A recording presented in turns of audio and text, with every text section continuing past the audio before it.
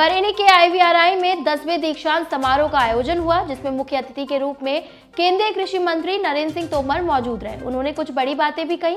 कृषि मंत्री ने अपने उद्बोधन में क्या क्या कहा, आपको डिटेल से आगे बताएंगे। बरेली में मौलाना ने पाकिस्तान के मौलवियों को लेकर कुछ ऐसा कह दिया जो चर्चा में बना हुआ है। बरेली के मौलाना ने ऐसा क्यों कहा, इस पर भी बात होगी। इसके अलावा आज बरेली शहर में घटी महत्वपूर्ण घटनाओं के बारे में भी बताएंगे। नमस्कार, मेरा नाम है मेघा और आप देख रहे हैं द लीडर हिंदी। अब खबरें विस्तार से। बरेली के मौलवी ने पाकिस्तान के मौलवी को सिरफिरा और जाहिल बताया है।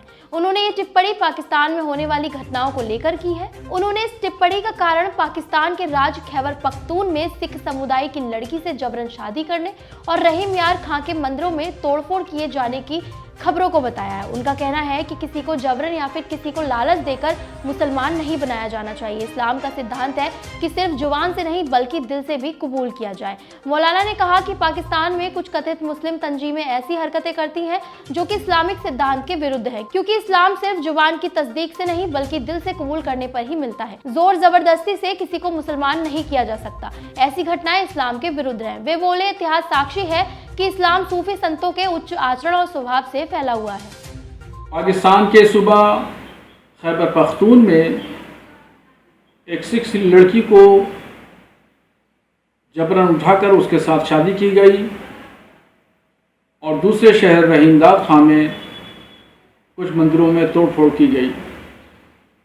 ये निहायत ही अफसोसनाक और शर्मनाक हरकत है। इस्लाम इस तरह की हरकतों की इजाज़त नहीं देता।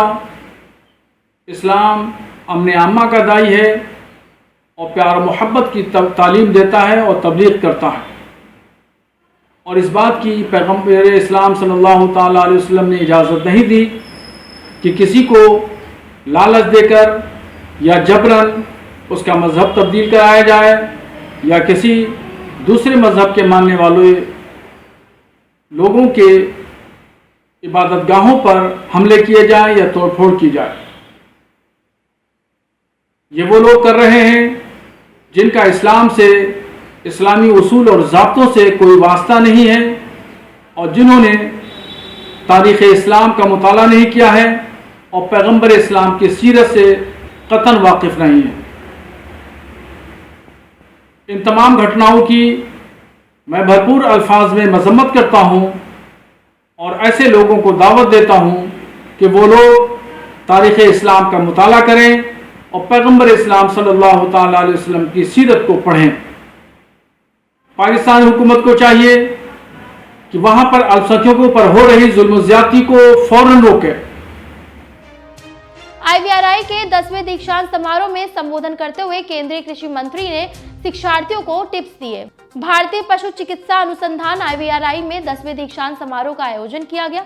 इस समारोह में 410 शोधार्थियों को उपाधि और 510 शोधार्थियों को डिग्रियां प्रदान की गई। इसके अलावा आईवीआरआई में 12 विभाग से संबंधित अवार्ड भी मेधावियों को पुरस्कार के रूप में दिए गए। इस समारोह में बतौर मुख्य अतिथि केंद्रीय कृषि मंत्री नरेंद्र सिंह तोमर ने मेधावी छात्र छात्राओं को उपाधि प्रदान की। संबोधन के दौरान उन्होंने कहा कि कृषि विकास ही देश का असली विकास है, इसलिए कृषि क्षेत्र में समय समय पर शोध होते रहने चाहिए। केंद्रीय राज्य मंत्री कैलाश चौधरी ने शोधार्थियों को संबोधित करते हुए बताया कि आईवीआरआई देश के सर्वोच्च संस्थानों में से एक है। किसान कल्याण में आईवीआरआई की अहम भूमिका रही है और आने वाले समय में भी यहाँ के शोध कार्यों से किसानों में नई क्रांति आएगी। इस मौके पर धन्यवाद ज्ञापन करते हुए कुलपति डॉक्टर त्रिवेदी दत्त ने बताया कि हर साल देश विदेश से अनेकों शोधकर्ता यहाँ पर रिसर्च वर्क के लिए आते हैं और उपाधि हासिल करते हैं। कोरोना महामारी के समय में थोड़ी परेशानी जरूर हुई है, बावजूद इसके विद्यार्थियों ने अपने रिसर्च प्रोजेक्ट समय पर पूरे किए और निरंतर पशु पक्षी कृषि हर क्षेत्र में शोधकर्ता देश की कृषि क्रांति में अहम भूमिका निभा रहे हैं।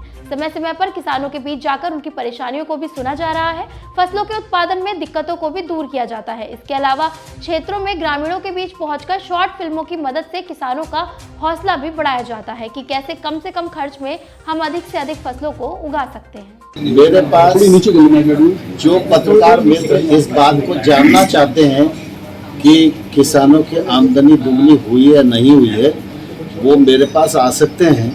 मैं उनको पिक्चर भी दिखा सकता हूँ, मैं उनको डॉक्यूमेंट भी दे सकता हूँ और मैं उन किसानों के पास भेजकर और आपकी चर्चा कराने की व्यवस्था कर तोमर सकता जी, हूँ, जिनकी आमदनी 2 गुनी से लेकर 10 गुनी तोमर तक। जी आज अभी अगर आप बरेली के रहने वाले हैं तो आपके लिए एक खुशखबरी है। आज से बरेली से लखनऊ के लिए सीधी उड़ान सेवा शुरू कर दी गई है। एयरपोर्ट अथॉरिटी ने इसको लेकर शेड्यूल जारी कर दिया है, जिसके मुताबिक बरेली से लखनऊ हवाई सेवा 3 दिन तक रहेगी। इसके लिए एलायंस एयर ने बरेली से लखनऊ तक का टिकट 1988 रुपए रखा है। बता दें कि पिछले 5 सालों में प्रदेश में 9 हवाई अड्डे तैयार करके देश के 80 बड़े शहरों तक सीधी हवाई सेवा शुरू की गई है। वहीं यात्रियों की सुविधा को देखते हुए एलायंस एयर ने बरेली लखनऊ उड़ान के लिए नया ATR 42 विमान खरीदा है, जिसकी सीटें काफी लग्जरी और आरामदायक हैं। बरेली मंडल की कमिश्नर सेल्वा कुमारी जे ने सोमवार देर शाम बरेली कमिश्नरी सभागार में विकास कार्यों को लेकर बैठक की। इसमें सड़क, विद्युत, जल जीवन मिशन विकास परियोजनाओं के निर्माण कार्यों की समीक्षा हुई। तो वहीं निर्माण कार्य की धीमी गति पर कमिश्नर ने नाराजगी जताई। इसके साथ ही कमिश्नर ने चीफ इंजीनियर के निर्माण के बैठक में न आने पर कार्रवाई करने की चेतावनी दी। बैठक में संयुक्त विकास आयुक्त प्रदीप कुमार समेत मंडल के मुख्य अफसर मौजूद रहे। भाजपा नेता सुरेश राठौर ने सोशल मीडिया पर लिखा है कि मैं अपने पूरे होशो हवास में ये पत्र लिख रहा हूं। अगर उनके परिवार के किसी भी सदस्य के साथ कोई अप्रिय घटना होती है तो इसके लिए भाजपा पार्टी के ही सौरभ, टिंकू, संतोष साहू और उनका साला सूरज राठौर जिम्मेदार होंगे। ये आरोपी 3 दिन से जान से मारने की धमकी दे रहे हैं। भाजपा नेता ने सोशल मीडिया के माध्यम से अपनी गुहार मुख्यमंत्री योगी आदित्यनाथ से लगाई है। पत्र वायरल होने के बाद सुरेश राठौर ने बताया कि दुकान से 500 का नोट एक्सचेंज कराकर ले जा रहे थे। आरोपियों ने उनको रास्ते में रोककर जान से मारने की धमकी दी। इससे पहले भी ये लगातार धमका रहे हैं। इस मामले में पार्टी के ही कुछ बड़े नेता भी शामिल हैं। उन्होंने आगे कहा कि जबकि मैं अपनी बात उनको बता चुका हूं, लेकिन इसके बाद भी पार्टी के ही बड़े नेता मुझ पर हमला करवाना चाहते हैं। उन्होंने पार्टी के 2 बड़े नेताओं का नाम भी लिया है। भाजपा नेता ने कहा कि इस मामले में पुलिस को भी जानकारी दे चुका हूं, मगर इसके बाद भी कुछ नहीं किया जा रहा है। इसी के साथ उन्होंने अपने इस पत्र को आखिरी पत्र बताया। इस मामले के सोशल मीडिया पर आने के बाद भाजपा के कुछ नेता दोनों पक्षों में समझौता कराने की कोशिशों में जुटे हुए हैं। आज के बरेली बुलेटिन में बस इतना ही। बरेली से जुड़ी तमाम खबरों के लिए जुड़े रहिए द लीडर हिंदी के साथ। हमारी वीडियो को जरूर लाइक करें। साथ में अगर आपने हमारा चैनल सब्सक्राइब नहीं किया है तो अभी सब्सक्राइब कर लें।